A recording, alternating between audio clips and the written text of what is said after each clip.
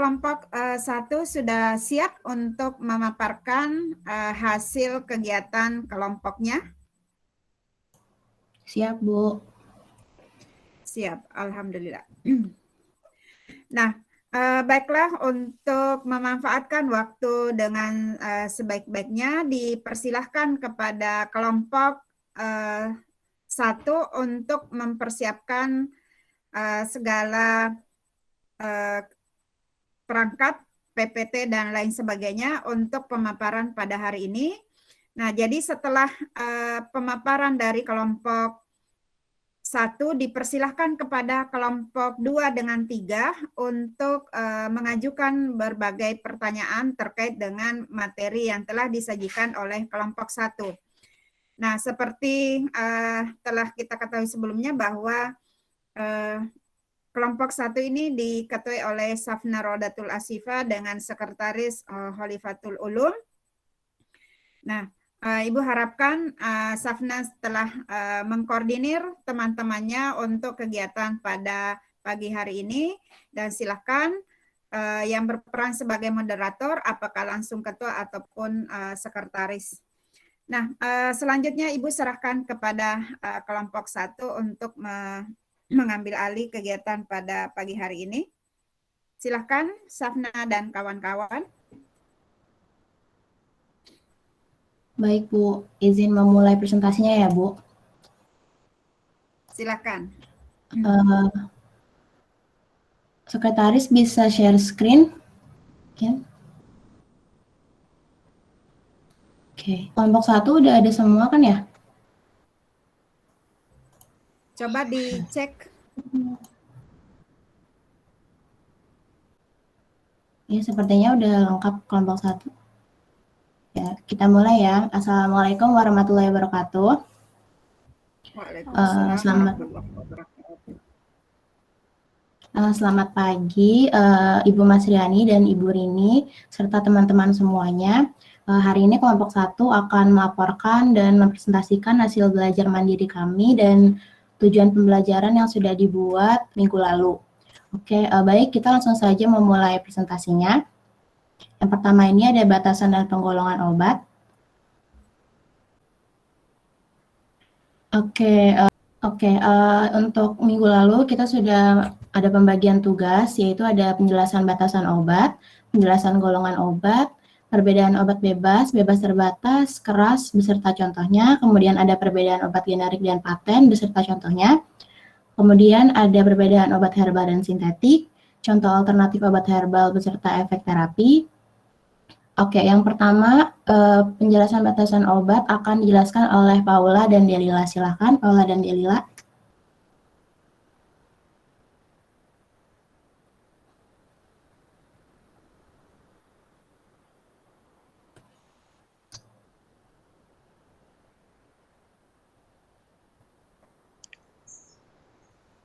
Baiklah, saya Paula Butar-Butar akan membaca tentang batasan dan penggolongan obat. Sekretaris bisa next slide.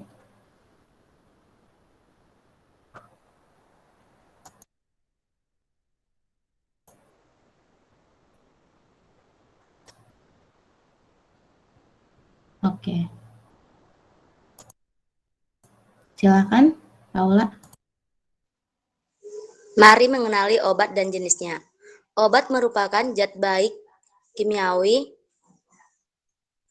nabati, maupun hewani yang dalam dosis terapi dapat meringankan, mencegah, dan menyembuhkan penyakit atau gejala-gejalanya. Dikutip dari Cartika 2016. Next. Berikutnya, bagaimana batasan obat itu? Nah, di atas kan ada, apakah kalian pernah melihat obat ini seperti tolak angin, dan lain sebagainya. Batasan obat.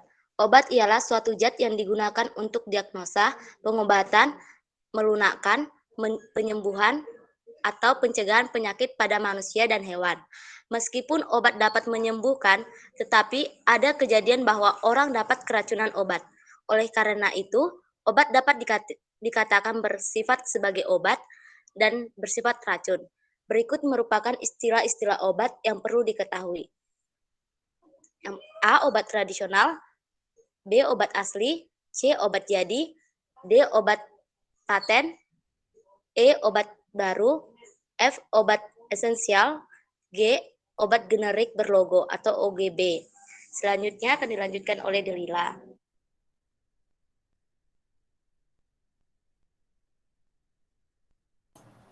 Silakan Delila. Batasan obat. Obat ialah suatu zat yang digunakan untuk diagnosa, pengobatan, melunakkan, penyembuhan, atau pencegahan penyakit pada manusia dan hewan. Jadi tadi ada beberapa istilah-istilah obat yang harus kita ketahui. Yang pertama, obat tradisional. Obat tradisional atau obat yang berbungkus yang berasal dari bahan tumbuh-tumbuhan, hewan, mineral, dan atau sediaan galenik atau campuran dari bahan-bahan tersebut yang usaha pengobatannya berdasarkan pengalaman. Yang B itu obat asli. Obat asli Indonesia adalah obat didapat langsung dari bahan-bahan alamiah, terolah secara sederhana atau dasar pengalaman dan dipergunakan dalam pengobatan tradisional. Yang C, obat jadi. Obat dalam keadaan murni atau campuran dalam bentuk serbuk, cairan, salep, tablet, pil, atau bentuk lain yang merupakan nama teknis sesuai dengan F1 atau buku lain. Yang D, obat paten. Obat paten atau obat jadi dengan nama dagang yang terdaftar atas nama si pembuat atau yang dikuasakannya dan dijual dalam bungkus asli dari pabrik yang memproduksinya. Yang E, obat baru. Obat baru adalah obat yang terdiri atau berisi suatu zat baik sebagai bagian yang berkhasiat maupun yang tak berkhasiat. Yang F, obat esensial. Obat esensial yaitu obat yang paling dibutuhkan untuk pelaksanaan pelayanan kesehatan bagi masyarakat. Kebanyakan meliputi diagnosa, profilaksi, terapi, dan rehabilitasi. Selanjutnya, obat genetik berlogo.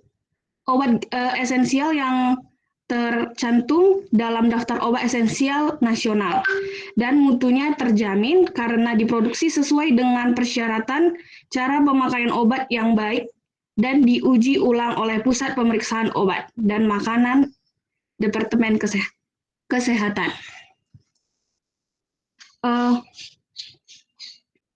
Selanjutnya akan dijelaskan oleh anggota kelompok yang lain mengenai golongan obat.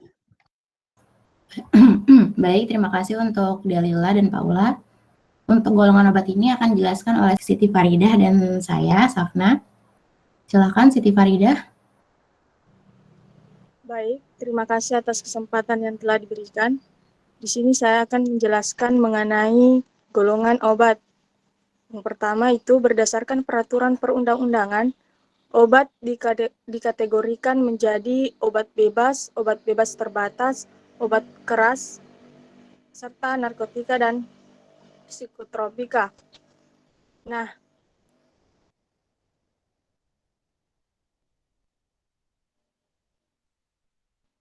yang pertama yaitu obat bebas. Obat bebas ialah obat yang cara memperolehnya tidak harus dengan menggunakan resep dokter. Obat golongan ini tersedia di apotek dan toko obat, juga dapat diperoleh melalui pedagang eceran. Contoh obat bebas ialah paracetamol 500 mg tablet, ada vitamin C.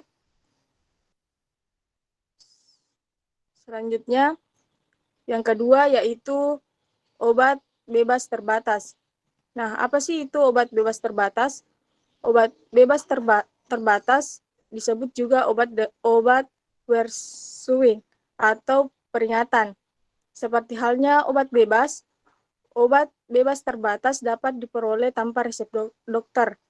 Akan tetapi, karena mengandung bahan yang relatif berbahaya, perlu ada penandaan khusus pada kemasannya. Seperti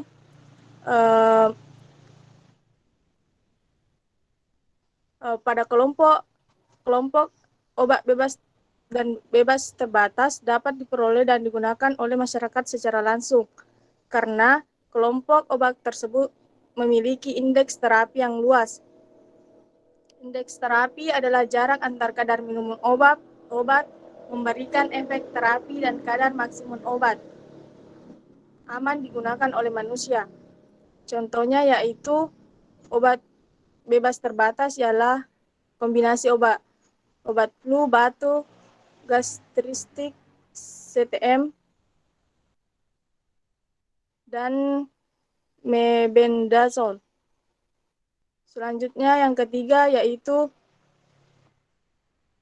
obat keras. Nah, obat keras disebut juga golongan G atau Gevaerlich, artinya berbahaya. Istilah obat keras dikenal sesuai dengan ordonasi obat keras nomor 419 tahun 1949 yang artinya ialah obat beracun yang mempunyai khasiat mengobati, menguatkan, mendisinfeksikan, dan lain-lainnya. Obat ini berada sebagai substansi maupun bukan. Oleh karena sifatnya, golongan ini hanya dapat diperoleh di apotek dengan resep dokter. Selain itu, apoteker tidak melayani pengulangan atas resep yang berisi obat golongan ini. Contohnya yaitu amoxicillin dan antihipertensi.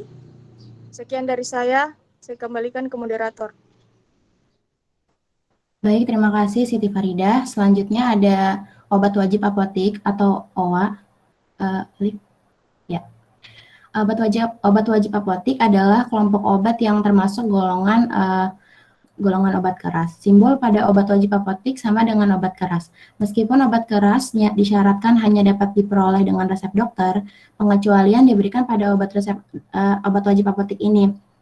Nah, obat wajib apotik ini diberikan oleh apoteker tanpa resep dokter di apotik dengan batasan jumlah tertentu. Oke, baik. Selanjutnya ada psikotropika. Psikotropika itu termasuk golongan obat keras sehingga memiliki simbol yang sama dengan simbol obat keras. Nama lain psikotropika adalah obat keras tertentu atau OKT. Nah, berdasarkan undang-undang yang berlaku, psikotropika itu dibagi menjadi 4 golongan. Golongan pertama seperti yang ada di slide ini, yaitu ada metamfetamin dan ada LSD atau lysergic acid dietilamin. Jadi kalau yang golongan 1 ini, dia itu digunakan hanya untuk tujuan ilmu pengetahuan dan tidak digunakan untuk terapi karena dia ini memiliki potensi sindrom ketergantungan yang sangat kuat. Jadi berbahaya sekali kalau digunakan secara tidak benar ya. Kemudian ada golongan 2. Golongan 2 ini adalah psikotropika yang berkhasiat untuk terapi dan untuk tujuan ilmu pengetahuan juga, tapi dia mempunyai potensi yang kuat untuk sindrom ketergantungan atau adiksi. Contohnya itu adalah amfetamin. Kemudian ada psikotropika golongan 3. Psikotropika golongan 3 ini digunakan dalam terapi dan juga untuk ilmu pengetahuan dan ketergantungannya sedang. Contohnya adalah amobarbital. Kemudian yang terakhir psikotropika golongan 4 itu ada contohnya diazepam seperti yang ada di gambar. Kemudian yang golongan 4 ini potensi sindrom ketergantungannya yang sangat ringan sehingga biasanya yang paling sering digunakan untuk obat-obatan. Oke, yang terakhir ada narkotika. Narkotika ini adalah obat-obatan yang termasuk golongan yang harus diperoleh dengan resep dokter. Narkotika ini merupakan kelompok obat yang berbahaya juga karena menimbulkan ketergantungan, adiksi, dan toleransi. Artinya dosis obat ditingkatkan terus-menerus untuk efek yang sama. Kemudian narkotika ini termasuk golongan narkotika yang diatur oleh Permenkes dan juga oleh BPOM. Jadi apotik atau rumah sakit yang menjual obat-obat narkotika ini itu harus melaporkan pembelian, penggunaan dan penjualannya gitu, sehingga diatur sangat ketat. Nah, narkotika ini digolongkan menjadi 3, yaitu ada golongan 1, golongan 2, dan golongan 3. Golongan 1 itu digunakan untuk tujuan pengembangan ilmu pengetahuan dan tidak digunakan dalam terapi. Jadi yang ini sama seperti yang golongan 1 psikotropika tadi ya, tidak digunakan untuk terapi. Contohnya itu adalah heroin dan ada kokain, seperti yang digambar itu ya, itu heroin.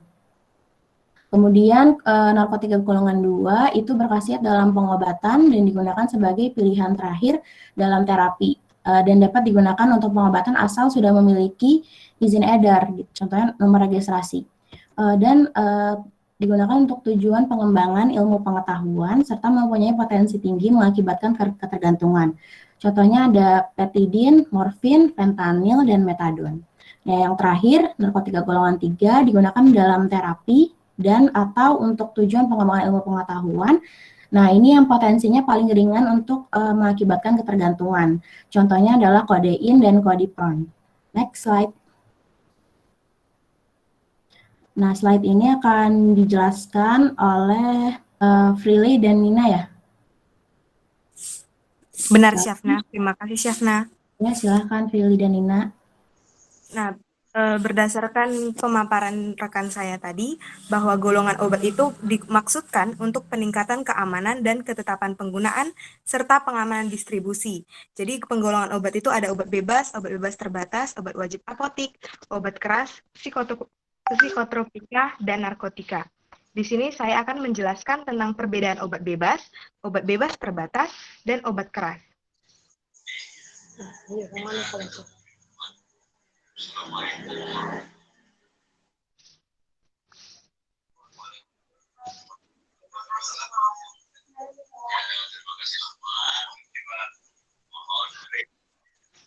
Di mana, Ale? Nah, untuk obat bebas, di sini kita bisa melihat bahwa obat bebas ialah obat yang cara memperolehnya tidak harus dengan resep dokter. Dan untuk simbolnya itu adalah lingkaran hijau yang dilengkapi dengan di luarnya itu dengan lingkaran warna hitam. Untuk obat bebas terbatas dan obat keras akan dijelaskan oleh rekan saya Nina. Silahkan Nina.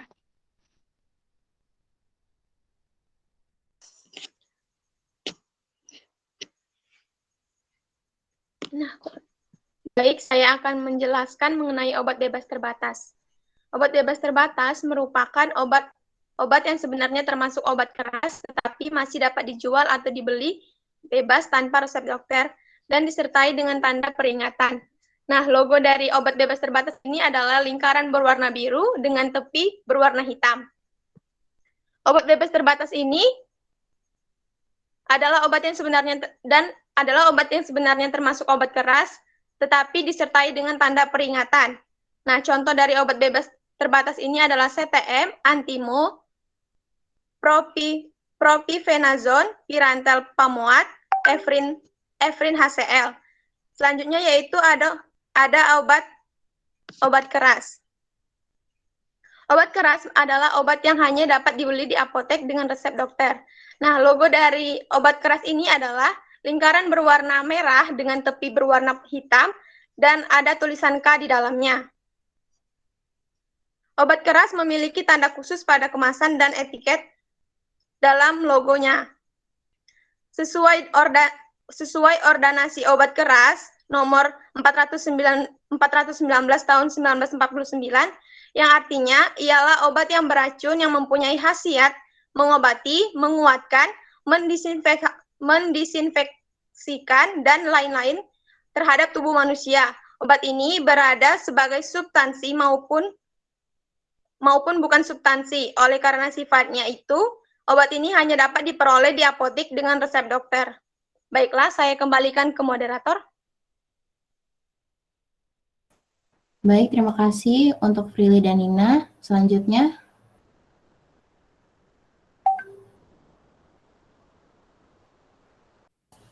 Oke, untuk penjelasan selanjutnya mengenai perbedaan obat herbal dan sintetik akan dijelaskan oleh Faradila dan Fitri. Silakan Faradila dan Fitri.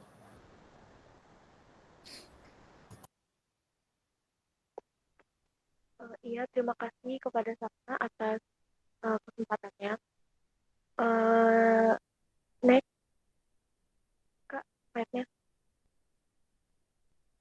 Ya, yang pertama ialah perbedaan antara obat herbal dan obat sintetik.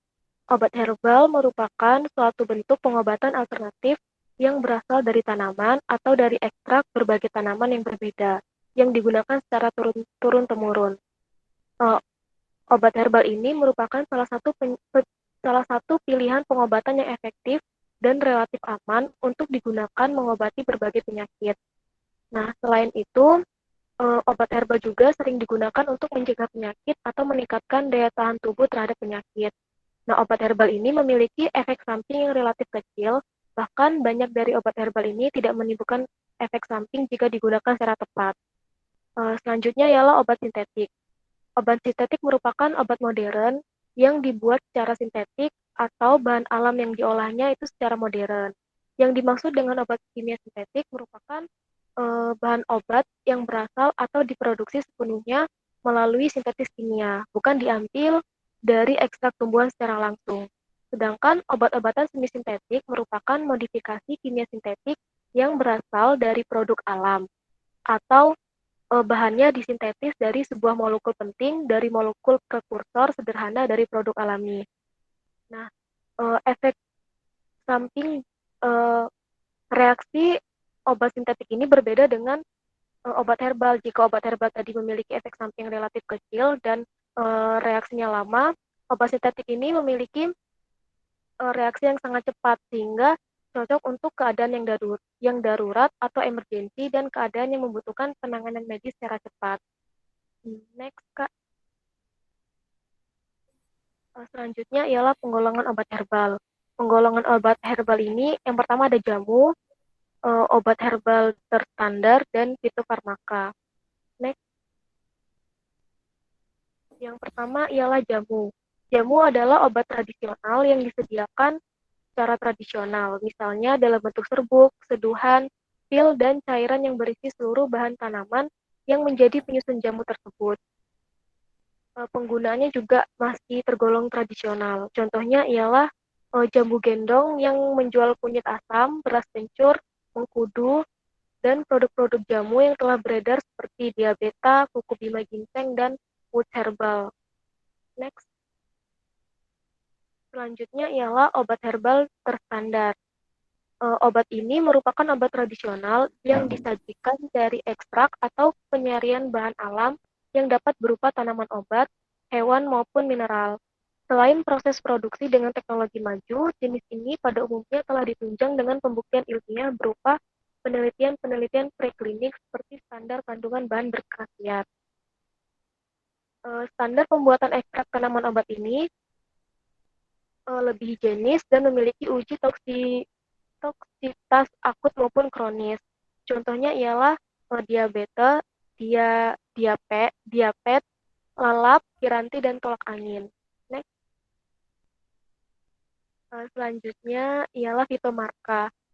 Fitomarka ini merupakan bentuk obat tradisional dari bahan alam yang dapat disejajarkan dengan obat sintetik, dikarenakan proses pembuatannya yang telah terstandar dan ditunjang dengan bukti ilmiah sampai dengan uji klinik pada manusia. Contohnya ialah Nodiar, Tipuno, dan Tensigar. Pembahasan selanjutnya akan dijelaskan oleh Faradila. Baik, terima kasih Saudari Fitri. Saya Faradila Bonita akan melanjutkan mengenai poin kelima, yaitu contoh alternatif obat herbal beserta efek terapinya. Next. Nah, jadi di sini apakah teman-teman semua tahu kalau misalnya itu obat tradisional atau obat herbal ini adalah obat-obatan yang diolah secara tradisional, turun-temurun, berdasarkan resep nenek moyang, adat istiadat, kepercayaan, atau kebiasaan setempat, baik bersifat magic atau seperti sulap seperti itu, maupun pengetahuan tradisional.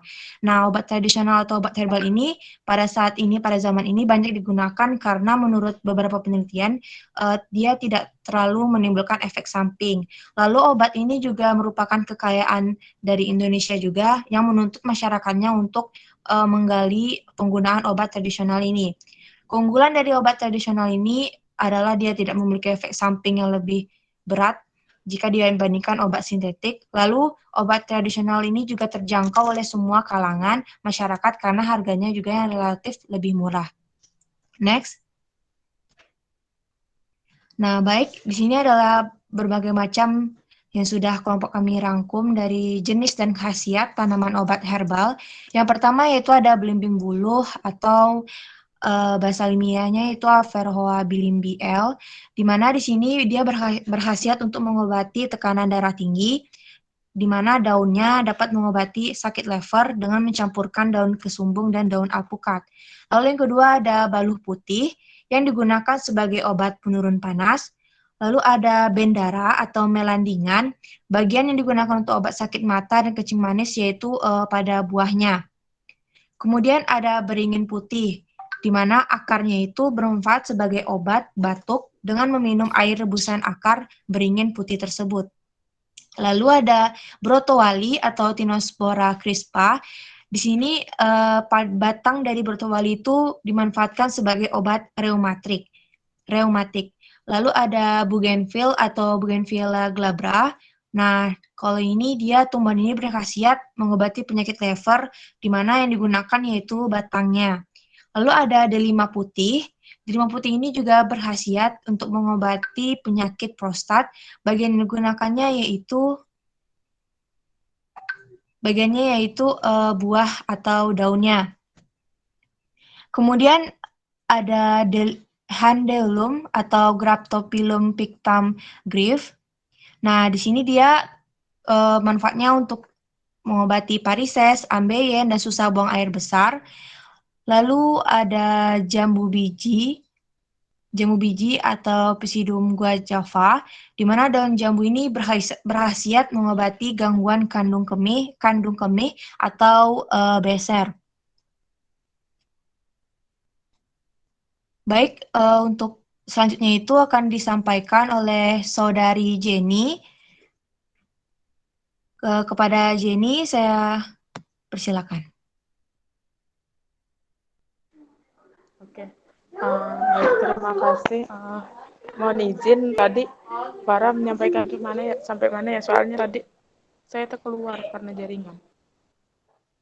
Sampai remujung sama jambu biji. Oke, nah lanjut ya. Di situ ada kangkung. Nah kangkung berkhasiat mengobati masalah susah tidur. Kemudian ada katuk. Katuk itu merupakan tumbuhan sayur yang tingginya pohonnya sampai 4 meter. Nah, itu berfungsi untuk membantu bagi ibu yang baru melahirkan. Terus katuk muda juga bermanfaat untuk memperlancar keluarnya air susu ibu.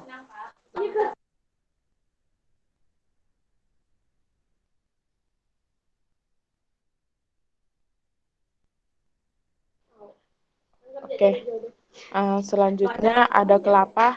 Nah, untuk kelapa itu bermanfaat sebagai obat muntah-muntah dengan merebusnya terlebih dahulu bersama kayak bawang putih, laos, dan gula merah. Terus ada kencur. Nah, kencur ini bermanfaat sebagai selain bumbu masak, dia bermanfaat untuk obat dicampur beras. Biasanya itu berkhasiat mengobati sakit mah. Kemudian kunyit bermanfaat untuk mendinginkan, membersihkan, dan melepaskan kelebihan gas di usus, terus menghentikan pendarahan dan melegakan hidung tersumbat. Kemudian ada lidah buaya. Lidah buaya mengobati penyakit yang radang tenggorokan, ambien, dan panas dalam. Nah, untuk selanjutnya dijelaskan oleh Ahmad Ulwan. Makasih, saya kembalikan ke Safna. Ya baik, terima kasih Jenny. Oke, izin Safna ya. Nah, oke, selanjutnya penjelasan oleh saya, di mana di situ setelah dijelaskan bahwa terkait dengan lidah buaya, di situ ada tumbuhan mata dewa. Nah, tumbuhan tanaman atau mata dewa ini berkhasiat untuk biasanya untuk sakit mata, dan tanaman ini juga biasanya bisa kita temukan berbunga berwarna putih. Dijadikan obat dengan cara dicelupkan ke dalam air, kemudian diteteskan ke mata yang sakit. Dan reaksi dari obat tersebut bisa dikatakan sedikit pedih karena efek dari obat tersebut bisa langsung manjur digunakan karena tanaman ini merupakan salah satu alternatif dan memiliki jenis dan juga khasiat sebagai alternatif selain obat-obatan herbal yang diproduksi oleh perusahaan biasanya.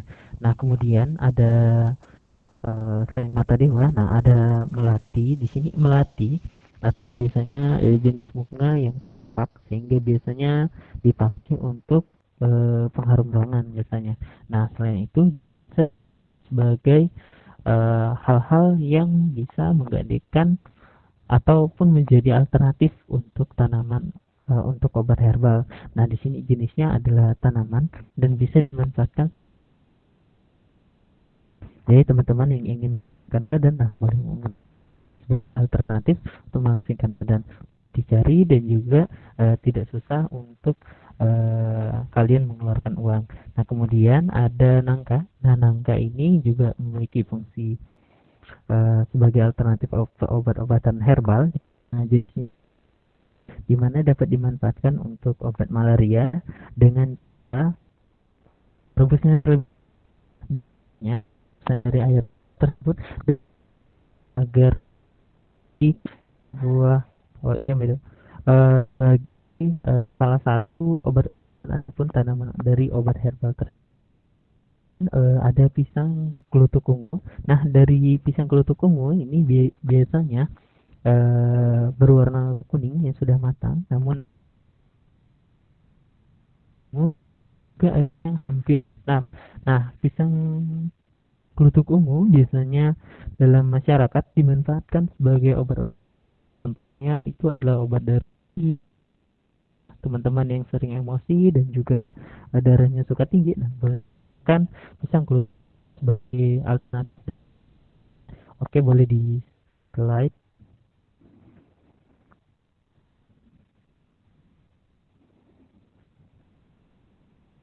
Oke, nah untuk kesimpulannya, jadi dari semua penjelasan yang telah disampaikan oleh rekan sebelumnya, ialah suatu yang di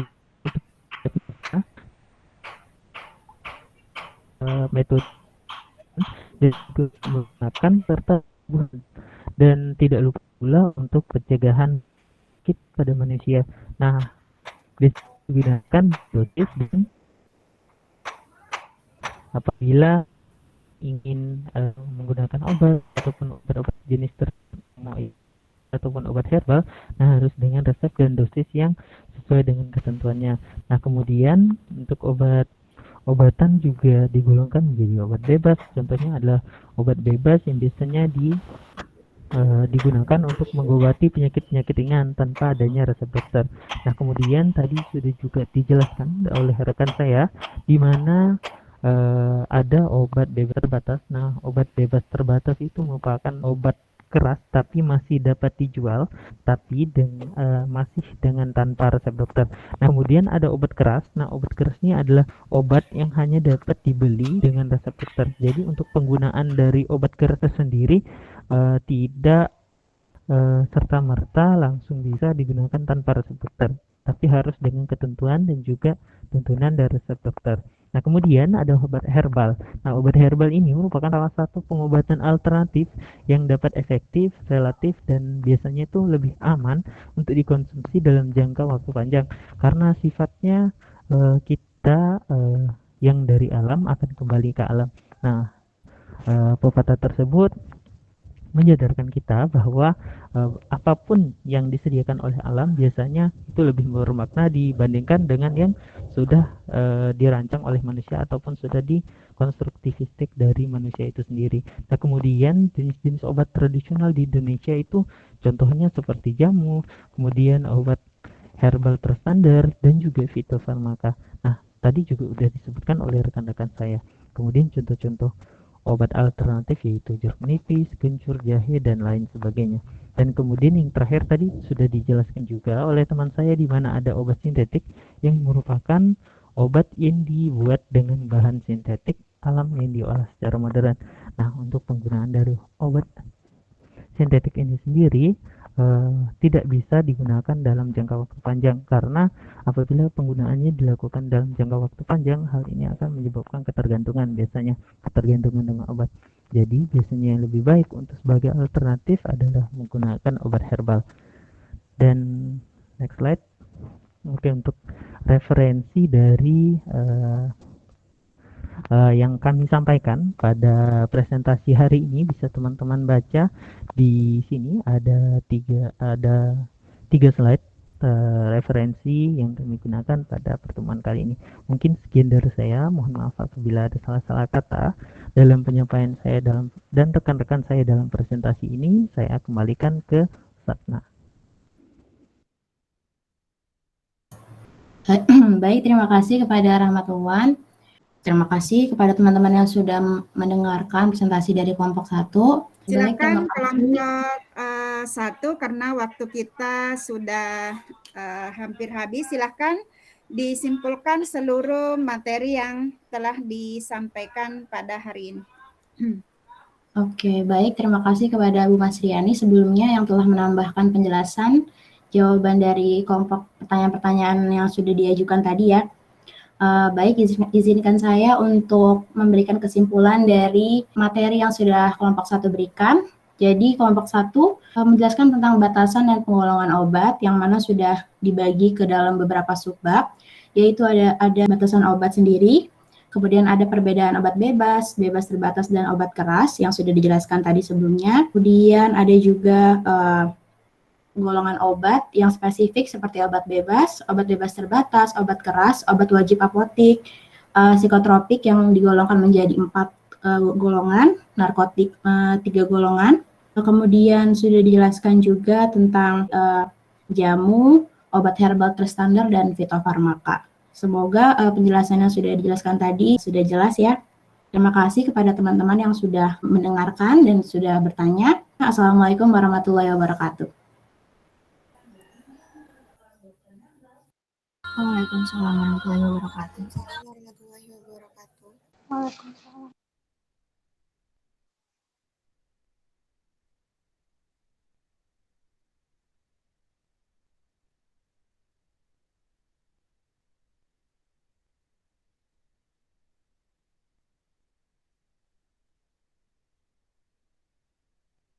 Terima kasih kepada kelompok 1 yang telah bekerja keras untuk menyajikan materi pokok bahasan 1 ini, yaitu tentang batasan obat dan penggolongannya, dan telah bekerja keras selama 2 minggu ini. Selanjutnya saya persilahkan ke Ibu Dr. Rini Muharini untuk menyampaikan hal-hal yang terkait dengan apa yang telah dilaksanakan oleh kelompok 1.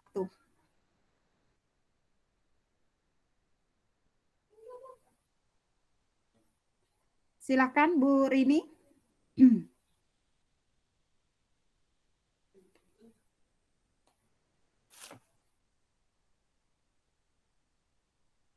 Apakah Bu Rini ada bersama kita?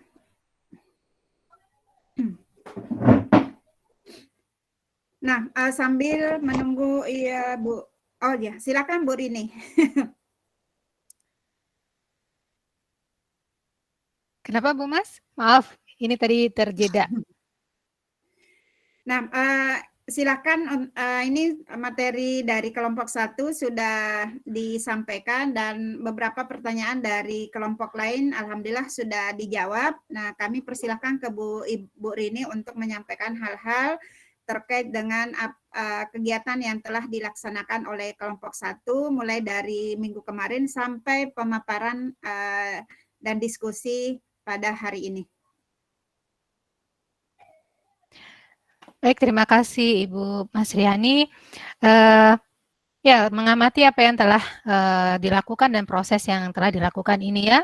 Ibu sangat apresiatif sekali dengan apa yang dilakukan oleh kelompok 1 dan saya melihat juga dari pertanyaan-pertanyaan dia juga cukup kritis dan cukup banyak pertanyaan dan masih ada beberapa pertanyaan yang di chat yang masih belum didiskusikan ya. Saya harapkan pertanyaan-pertanyaan yang belum didiskusikan ini bisa kalian catat masing-masing dan bisa dibahas gitu ya atau dicari jawabannya.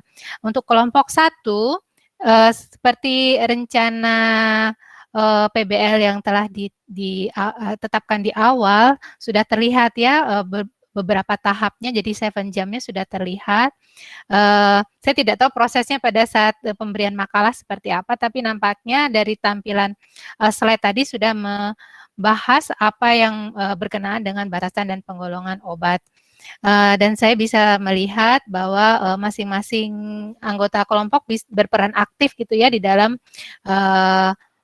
pelaksanaan diskusi kelompok ini.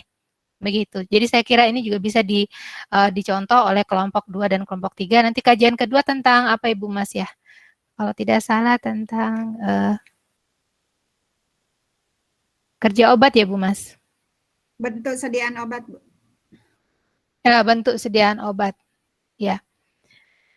Jadi itu ya saya lihat kemudian ketua kelompok sudah bisa mendistribusikan tugas-tugas kepada anggota kelompoknya dan sudah bisa mengatur begitu ya jalannya diskusi dengan baik. So apresiasi tinggi kepada Safna ya. Dan ini nanti Bu Mas makalah yang diberikan oleh kelompok 1 apakah dimasukkan ke dalam Spada ataukah ini supaya nanti bisa dibaca oleh yang lainnya? Ataukah dimasukkan ke Iya, grup Bu. WhatsApp saja? Ya, di Spada. Nanti minta upload, tapi ada Di Spada, beberapa ya. hal yang Ibu review, jadi nanti saya kembalikan ke kelompok 1 untuk ada perbaikan sedikit. Nah, silakan diperbaiki dulu sebelum dimasukkan ke Spada. Nah, jadi nanti penilaiannya di sana gitu Bu, kita lakukan. Baik. Ya, jadi itu respon saya untuk melihat jalannya kegiatan pembelajaran kimia farmasi yang pertama ini ya. Jadi saya apresiatif sekali terhadap seluruh anggota di kelompok 1 sudah berperan aktif. Ya, saya tidak melihat ada yang satu pasif gitu ya. Semua telah berperan aktif dan mohon ini dipertahankan untuk kegiatan berikutnya. Terima kasih Bu Mas. Sama-sama Bu Rini. Nah, jadi apa yang teramati oleh Ibu Rini saya kira demikian juga. Nah, jadi distribusi tugas dari ketua ke anggota timnya, nah itu sudah sangat bagus. Nah, mengenai pelaksanaannya di lapangan, nah kami tidak melihat ke sana gitu. Nah, tetapi yang kami lihat di sini adalah bagaimana hasil kegiatan tersebut. Alhamdulillah secara umum sudah sukses. Jadi pada saat pemaparan seluruh materi yang kita yang diinginkan, yang harus dimuat dalam materi ini, alhamdulillah sudah tersampaikan. Nah, kemudian dalam menjawab pertanyaan dari temannya, alhamdulillah sebagian besar sudah dijawab dengan baik. Nah, itu penilaian Ibu untuk hari ini. Nah, tetapi nanti ada beberapa catatan di laporannya yang perlu ditambahkan. Nah, kemudian ada yang perlu penggabungan. Nah, jadi misalnya di penggolongan obat bebas terbatas dan sampai narkotika. Nah, itu 2 kali dibahas. Nah, itu dituntasin saja pada saat membahas penggolongan obat. Nah, jadi itu nanti dipindahkan saja karena Ibu lihat berulang gitu pembahasannya. Nah, kemudian Ibu harapkan bahwa mengenai definisi obat nanti ke depannya ataupun yang saat ini tolong dicari definisi obat di Undang-Undang Kesehatan. Jadi misalnya definisi obat dengan obat tradisional itu bisa kalian lihat di Undang-Undang Kesehatan nomor 36 tahun 1990. Nah, saya kira apa yang diacu oleh kalian juga mengacu ke sana, tetapi Ibu harapkan supaya kalian mengacu pada Undang-Undang Kesehatan. Kenapa? Karena ini kita berbicara terkait dengan obat. Mengenai nanti ada definisi lain silahkan saja ditambahkan, tetapi yang utama adalah definisi obat tradisional itu yang kita acu dari Undang-Undang Kesehatan. Jadi ada beberapa Undang-Undang Kesehatan yang telah diperbaharui, juga ada yang lama dengan yang baru, termasuk juga Undang-Undang psikotropik itu ada khusus undang-undangnya. Nah, penggolongannya ada di sana, ya silakan diacu di sana. Itu bisa dengan mudah kita dapatkan dari internet. Jadi silakan ditulis saja Undang-Undang Kesehatan tentang obat, nah udah akan muncul berbagai undang-undang. Nah, kemudian misalnya batasan-batasan obat juga bisa di Undang-Undang nomor tahun 2000, nah itu juga ada di sana. Nah, kemudian ada tambahan juga ya, misalnya logo dari obat herbal, ya baik dari jamu, obat herbal terstandar ataupun fitofarmaka, nah itu sudah ada, tetapi masih perlu penjelasan tentang arti dari logo itu. Misalnya warna hijau itu menunjukkan apa gitu kan. Misalnya untuk jamu. Nah, itu kan ada aturan-aturannya bahwa misalnya kalau logonya itu harus ditempatkan di sebelah kiri, kemudian warnanya harus ada tulisan jamu di bawah logonya gitu kan, yang berwarna hitam. Nah, itu perlu dijelaskan. Nah, kemudian misalnya arti logo itu. Misalnya warna hijau menunjukkan bahwa itu adalah berasal dari merupakan sumber kekayaan alam Indonesia gitu kan. Nah, kemudian ranting dengan daun itu menunjukkan apa gitu. Nah, itu semuanya perlu dijelaskan, bukan hanya logonya tetapi makna dari logo tersebut perlu ditambahkan lagi. Nah, nanti Ibu akan kirim, silakan yang belum yang Ibu telah sampaikan tadi mungkin sudah bisa ditambahkan, kemudian nanti ada beberapa tipe-tipe yang nanti Ibu lihat di makalahnya itu bisa diperbaiki supaya menghasilkan makalah yang lebih baik. Nah, karena ini akan dibaca oleh teman-temannya dan orang lain bisa mengakses. Ini bisa menjadi sumber bahan ajar bagi yang berminat untuk mengetahui tentang obat. Nah, kita berikan tepuk tangan untuk kelompok 1 atas presentasinya pada hari ini.